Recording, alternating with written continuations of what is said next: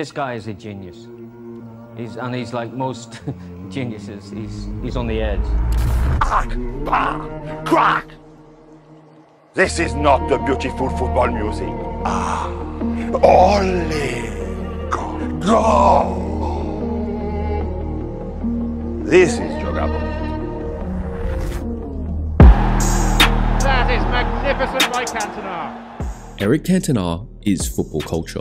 The enigmatic Frenchman changed Manchester United, the Premier League, and world football forever. He played just 6 seasons in England, winning the league 5 times, and the one time he didn't win was because he just happened to be banned from football for 9 months. He was and still is a truly unique character, and his career certainly reflects that. Born in Marseille in 1966, his football story had an unexpected start. My father was a goalkeeper. I wanted to become a goalkeeper. And I started competition. Fortunately or unfortunately, I played in a team where we were winning, 5-6-0. I waited and I dreamed about the game for the week, and during the weekend I never touched the ball. So I decided to play up front. The switch from goalkeeper to centre forward changed the trajectory of his career, and he never looked back. I left Marseille, I was 15, and I went to the academy of Auxerre. And I played my first game for Auxerre, for the first team. I was 17. At Auxerre, he hit new heights and new lows. He gained his first cap for France, but was also suspended for 2 months for one of the most insane tackles I've ever seen. If you didn't know he had a nasty streak, you do now. During this time, he also impressed for the French under-21 side and was bought by his hometown club Marseille for €3.3 million in 1988. His time at Marseille was turbulent to say the least. He would score a few goals, go out on loan and get suspended, and would ultimately be sold to Nîmes. His temper was out of control, from kicking and throwing the ball at the crowd and the referee, to throwing a boot at his teammate. He couldn't control his emotions and ultimately decided he was done with football in 1991. I was 24, 25 years old. I retired for 3 months.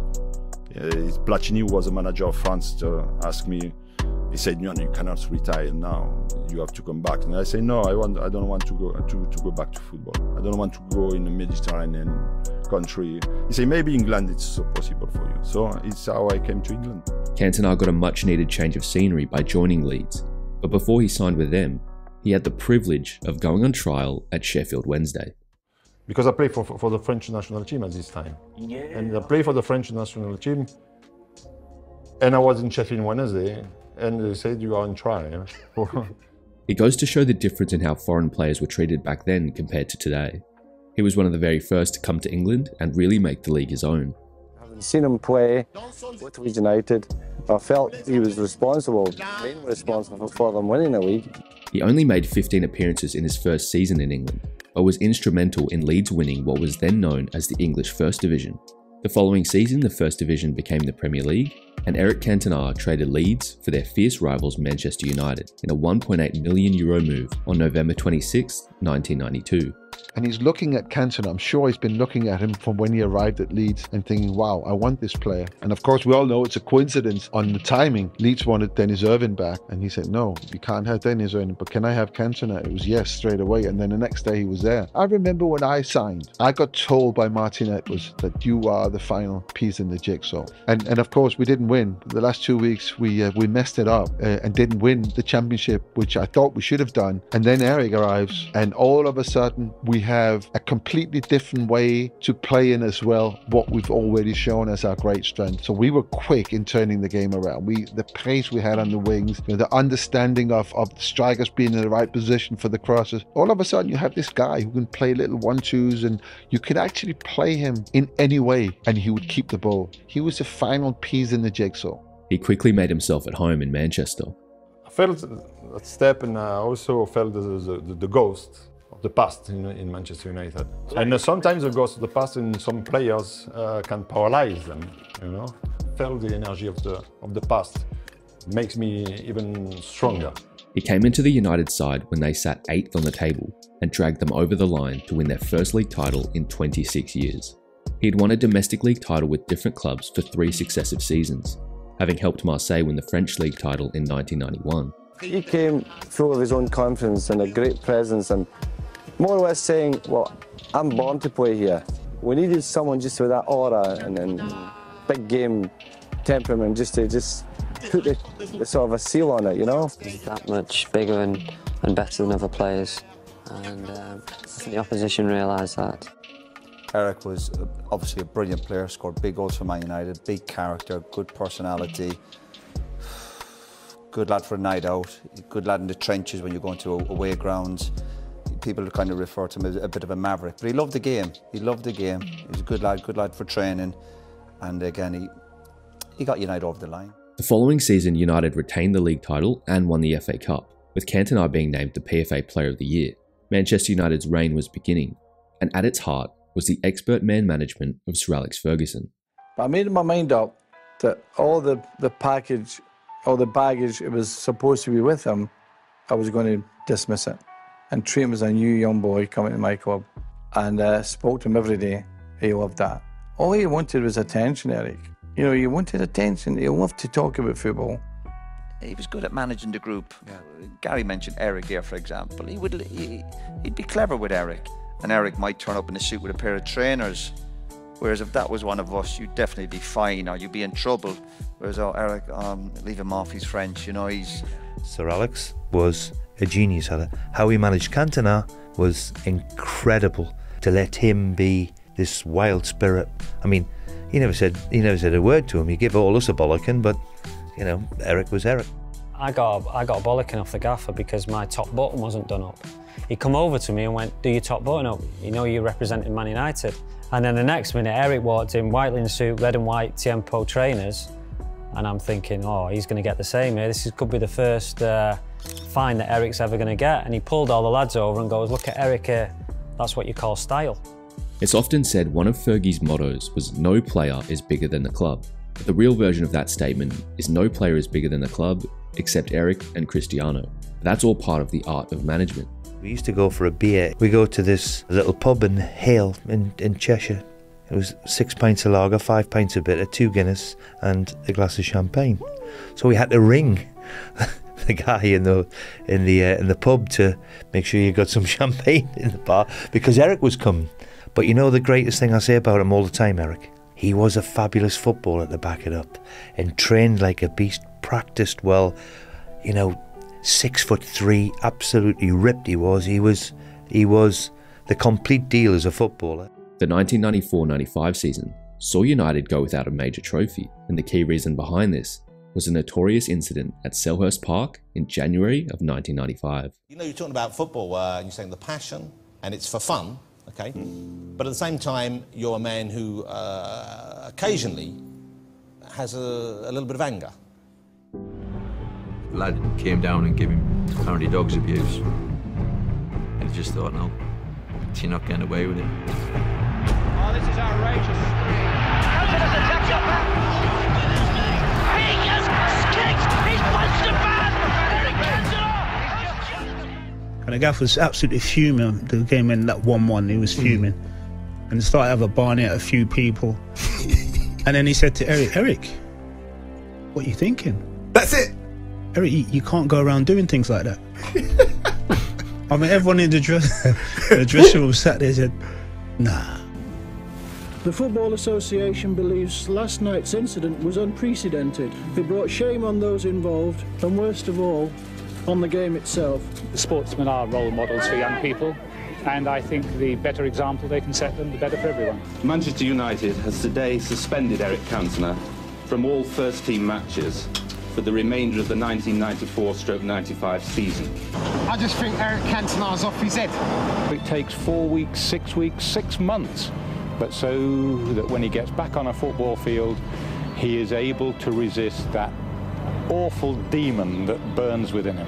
After a 2-week prison sentence and following the news of his 9-month ban, Eric Cantona the footballer became Eric Cantona the philosopher. And after the second time in court, hundreds of journalists were there. Journalists who destroyed me, completely destroyed me. Maybe I deserved it. I was with a lawyer of Manchester United and he said to me, you have to go to the press conference. I said, no, I don't go to the press conference. I don't want to speak to them. He said, yes, you should speak to them. It's important. I said, okay. When the seagulls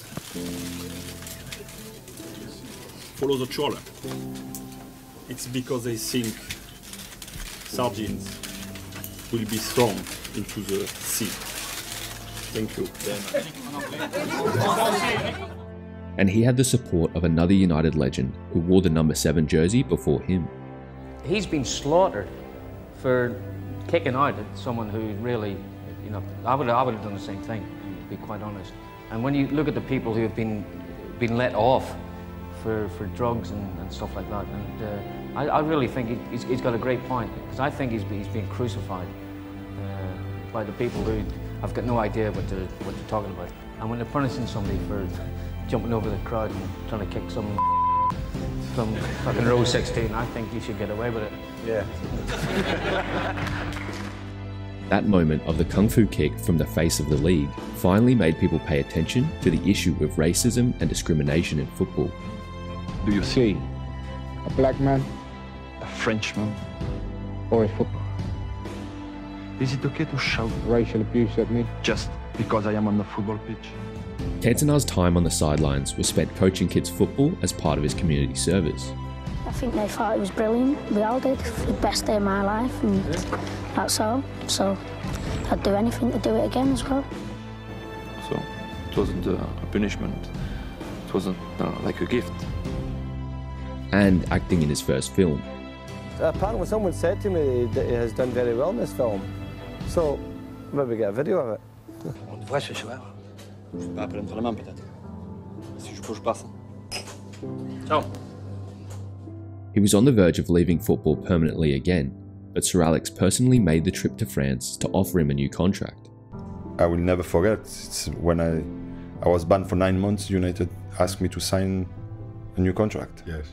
It's only Manchester United can do this kind of thing.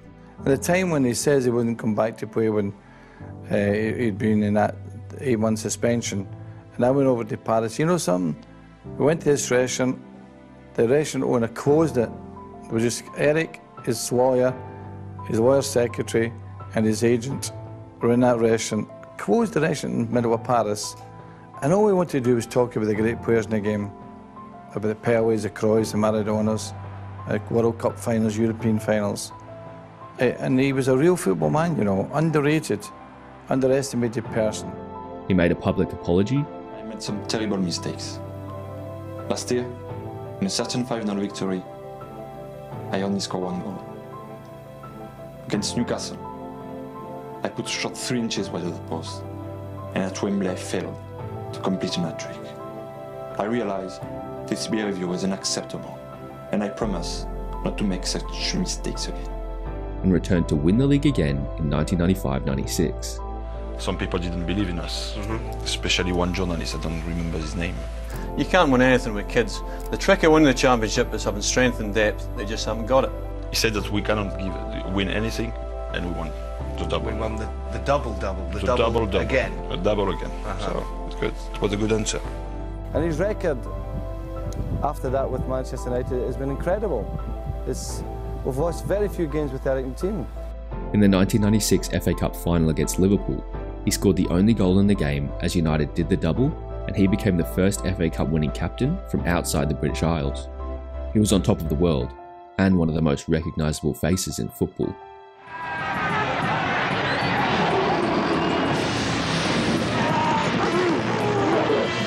Maybe they're friendly. Whether it takes 4 weeks, 6 weeks, 6 months, but so that when he gets back on a football field, he is able to resist that awful demon that burns within him. Au revoir.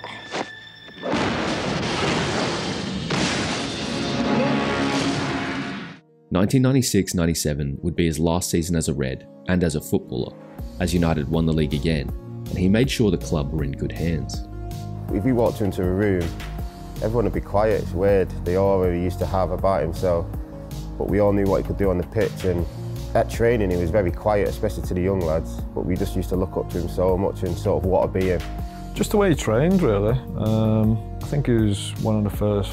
There was obviously foreign players here, but he was one of the first that we'd actually seen close up, and how professional he was, how he put in extra shifts before training, after training, the quality he brought, and just his mentality and professionalism stood out for me.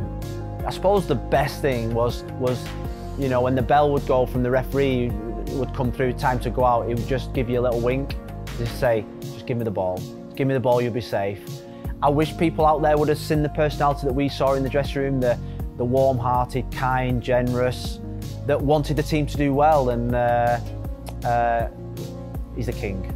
And I've seen that other side of him, and he'll not leave this car park until he signs every autograph. At just 30 years of age, he hung up the boots. His time in Manchester finished with 81 goals and 62 assists in 184 appearances, as he paved the way for foreign players and set in motion United's dominance. For me, the best years was behind me. Really? You spoke about the love of football and the passion of football. I think if you don't do it at 100% with passion and love, you cannot play at 100%. In terms of his international career, he ended with 45 caps and 20 goals for France, all occurring before his 9-month suspension. I had and still have a very bad relationship with the president of the French Federation, because they are the kind of people I spoke before. They want to be the star of the football. They think they know everything about football. They know nothing, of course. His career post-football has consisted of acting, singing, beach football, and whatever stokes the fire in his heart.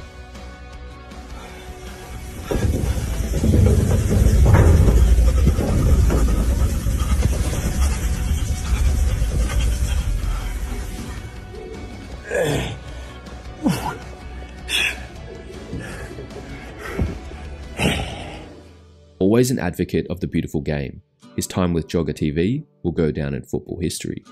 Bonjour, my friends. This is a message for all you lovers of the ball. The ball is your partner. Whether you are complete, love, honor, obey, until the final whistle do you part. When King Cantona speaks, you listen. His speech after winning the UEFA President's Award is particularly thought-provoking. Just ask Messi and Ronaldo. What's going on through your mind right now? As flies to wanton boys. A few minutes later. Accidents, crimes, wars will still kill us. He's one of the greatest Premier League players of all time, and arguably its greatest character. There will never be another Eric Cantona. Listen to your feet. They always know the way to beautiful football. Joga bonito. I'll be watching.